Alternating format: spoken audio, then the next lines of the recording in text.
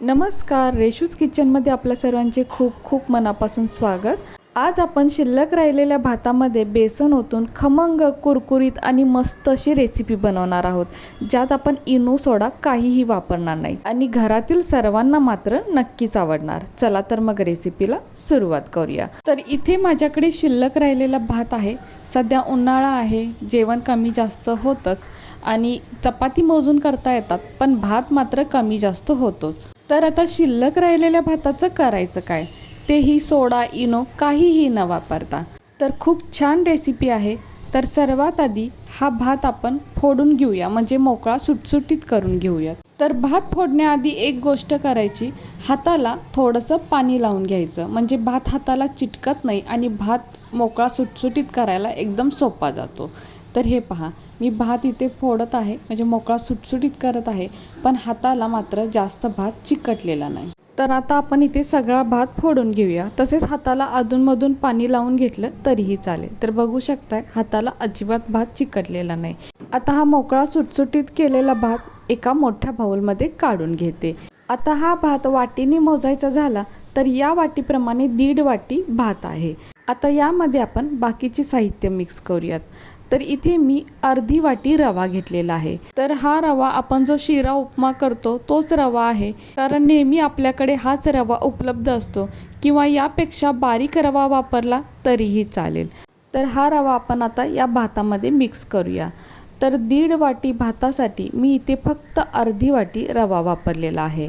आता लगेच यामध्ये पाणी नाही घालायचं, तर सर्वात आधी हा रवा या भातामध्ये व्यवस्थित मिक्स करून घ्यायचा. तर मी इथे हातानेच मिक्स करत आहे.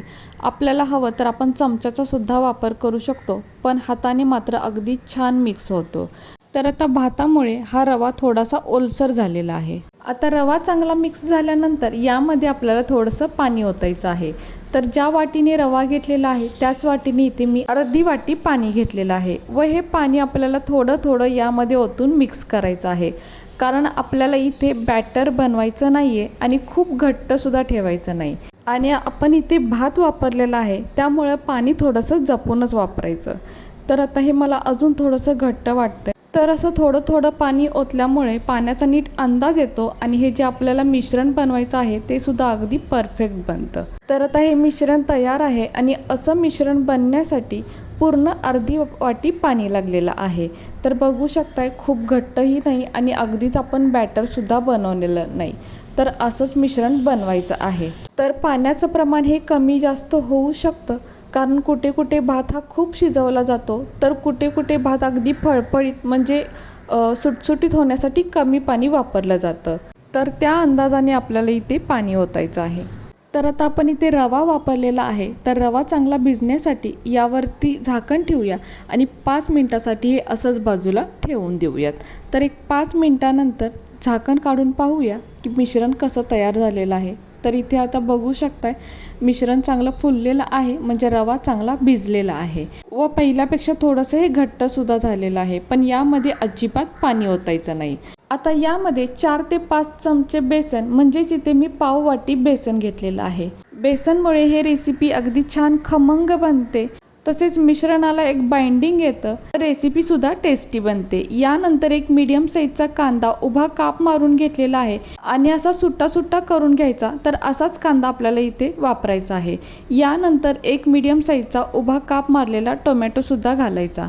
त्यानंतर एक छोटा चमचा जिरे घालायचे. यानंतर 7 ते 8 कढीपत्त्याची पाने घेतलेली आहेत, तर ही कढीपत्त्याची पाने इथे बारीक चिरूनच घालायची.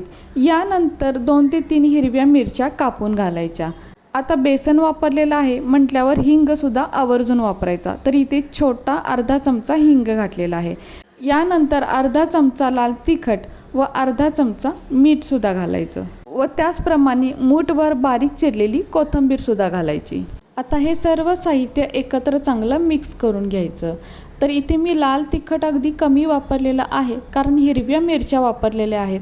आपण हवं तर फक्त हिरव्या मिरच्या किंवा फक्त लाल तिखटसुद्धा वापरू शकतो, किंवा अशा पद्धतीने दोन्हीसुद्धा वापरू शकतो. त्याचप्रमाणे मीठ घालताना थोडंसं जपूनच घालायचं, कारण भात बनवताना त्यामध्ये आपण मीठ वापरलेलंच असतं. त्याचप्रमाणे इथे थोडासा गरम मसाला किंवा आपल्या आवडीचे मसाले जरी घातले तरी ही रेसिपी अजूनच टेस्टी बनेल. तसेच आवडत असल्यास थोडेसे धनापूड व जिरेपूड घातली तरीही चालेल.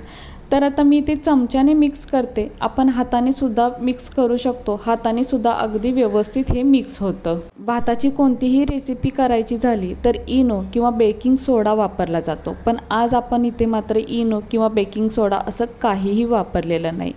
तर आता इथे बघू शकता हे व्यवस्थित आपण मिक्स करून घेतलेलं आहे. आता यानंतर गॅसवर एक तवा ठेवायचा. तर मी इथे पॅन वापरलेला आहे. आपण इथे चपाती किंवा भाकरीचा तवासुद्धा वापरू शकतो. तर आता पॅन थोडा गरम झाल्यानंतर यामध्ये थोडंसं तेल ओतायचं. तर तेलाचा वापर आपल्याला इथे जास्त करायचा नाही. इथे मी अर्धा चमचा तेलसुद्धा वापरलेला नाही, अगदी पाव चमचा तेल वापरलेलं आहे. आणि हे तेल आपल्याला आता इथे सगळीकडे पसरून घ्यायचं. आता तेल थोडं गरम झाल्यानंतर यामध्ये 2 ते 3 चमचे हे मिश्रण घालायचं. तर सुरुवातीला आपल्याला इथे गॅसची फ्लेम थोडीशी बारीकच ठेवायची आहे व यानंतर हाताला थोडंसं पाणी लावून घ्यायचं आणि हे जे मिश्रण आहे ते आपल्याला असं थापत थापत पसरवून घ्यायचं आहे. हाताला पाणी लावल्यामुळं मिश्रण हाताला चिटकत नाही आणि पटकन थापलंसुद्धा जातं आणि हाताला चटकासुद्धा बसत नाही. त्यामुळे हाताला पाणी लावूनच हे छान असं थापून घ्यायचं आहे. तर अगदी पातळ असं हे थापून घ्यायचं, अजिबात आपल्याला इथे जाड ठेवायचं नाही. तर आता बघू शकताय हे मी थापून घेतलेलं आहे. आता गॅसची फ्लेम लो टू मीडियममध्ये ठेवायची व यानंतर यावरती झाकण ठेवून फक्त 1 मिनिट भरासाठी हे वाफवून घ्यायचं. तर आता 1 मिनिट झालेलं आहे. झाकण काढून पाहूया. तर बघू शकताय हे छान असं वाफवलं गेलेलं आहे. आता यावरती थोडंसं तेल सोडायचं. तर अगदी कमी तेलाचा वापर करायचा आहे. तेलाच्या ऐवजी आपण तूप किंवा बटरचा सुद्धा वापर करू शकतो व यानंतर हे आपल्याला पलटून घ्यायचं आहे.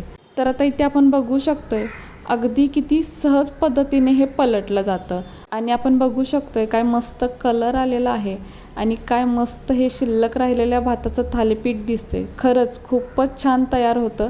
आता दुसरी साईडसुद्धा आपल्याला अशीच भाजून घ्यायची आहे. जर आपल्याला अजून जास्त भाजलेलं आवडत असेल तर अजून काही सेकंद आपण हे चांगलं भाजून घ्यायचं. तर खूप छान ही रेसिपी तयार होते आणि यामध्ये आपण इनो सोडा काहीही वापरलेलं नाही आणि शिल्लक भातापासून ही बनवलेली आहे असं वाटतसुद्धा नाही. तर आता आपण हे पलटून घेऊया म्हणजे कळेल दुसरी साईड किती भाजलेली आहे. तर हे पहा, वाव काय मस्त खरंच तयार झालेलं आहे. दोन्ही साईडने अगदी छान भाजलं गेलेलं आहे. आपल्याला हवं असेल तर आपण हे खरपूससुद्धा भाजून घेऊ शकतो. आता हे तव्यातून काढूया. तर इथे एक प्लेट घेतलेली आहे. आता हे आपण प्लेटमध्ये ठेवूया आणि बघू शकताय काय मस्त असं हे शिल्लक राहिलेल्या भाताचे थालीपीठ तयार झालेलं आहे. आहा किती छानच दिसतं. आणि याच्यासोबत आता उन्हाळा आहे तर प्रत्येकाच्या घरी दही हे असेलच. तर आज आपण हे थालीपीठ दह्यासोबत खाऊया किंवा कोणत्या तरी चटणीसोबत किंवा सॉससोबत जरी खाल्लं तरीही चालेल किंवा हे थालीपीठ असंच जरी खाल्लं तर इतकं टेस्टी लागतं ना, खरंच खूप छान लागतं आणि दिसायला काय भारी दिसतं की अगदी पाहूनच तोंडाला पाणी सुटतं. हो ना.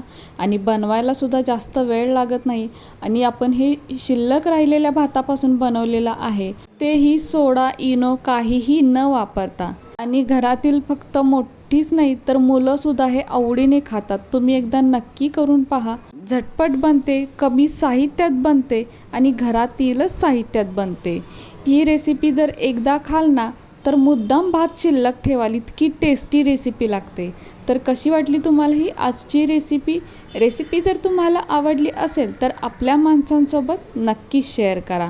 आणि हो, व्हिडिओ जर तुम्हाला आवडला असेल तर प्लीज आपल्या या व्हिडिओला एक लाईक नक्कीच करा. नवीन असाल तर चॅनलला सबस्क्राईब करा.